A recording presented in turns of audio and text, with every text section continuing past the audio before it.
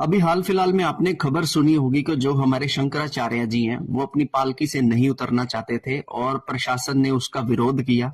ठीक है, और ये बात इस हद तक जो है बढ़ गई कि शंकराचार्य जी ने गवर्नमेंट, सेंट्रल गवर्नमेंट पर बहुत सारे प्रत्यारोप आरोप लगाने शुरू कर दिए।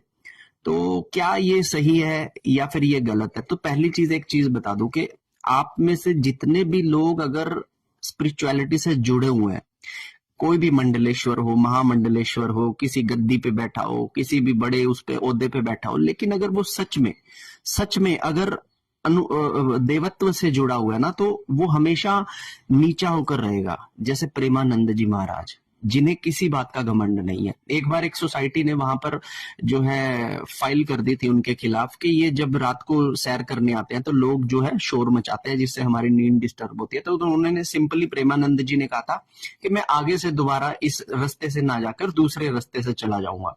तो कितनी जल्दी उन्होंने इस चीज को एक्सेप्ट कर दिया। ना किसी ओहदे की उनको चिंता है, ना ही किसी तरह का कोई रिस्पेक्ट डिसरिस्पेक्ट की उन्हें चिंता है ना। एक छोटा आदमी बनकर वो चलते हैं और इसीलिए प्रेमानंद जी दुनिया को पसंद आते हैं। लेकिन यहाँ पे हमारे जो शंकराचार्य जी हैं, वो तो अपनी पालकी से ही नहीं उतरना चाहते और वो शंकराचार्य कहला रहे हैं।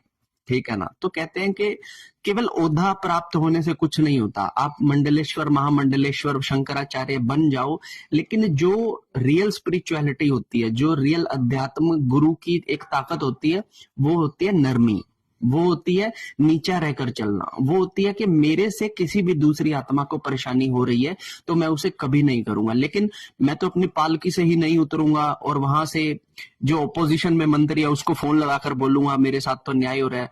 तो सी, ये सब जो राजनीति आप लोग स्पिरिचुअलिटी में घुसने के बाद कर रहे हो ना, ये सबको समझ आ रही है और कहीं ना कहीं आप सनातन को गंदा कर रहे हो इस तरह की चीजें कर कर। तो मेरी आपसे एक अनुरोध है कि प्लीज आप ऐसी चीजें ना कीजिए। और जिस तरह से प्रेमानंद जी एक बहुत सटीक उदाहरण है, जिन्हें कोई मान सम्मान नहीं है, वो आज भी जब भी निकलते हैं तो भिक्षाम देही करके किसी भी घर से जो रोटी मिलती है वो ले लेते हैं। सोसाइटी ने कहा यहाँ पे शोर करते हैं लोग, तो उन्होंने हाथ जोड़ के कह दिया कि मैं आज से यहाँ पे सैर करने नहीं आऊंगा। बाद में सोसाइटी का ही मैनेजर ने आके उनसे माफी मांगी।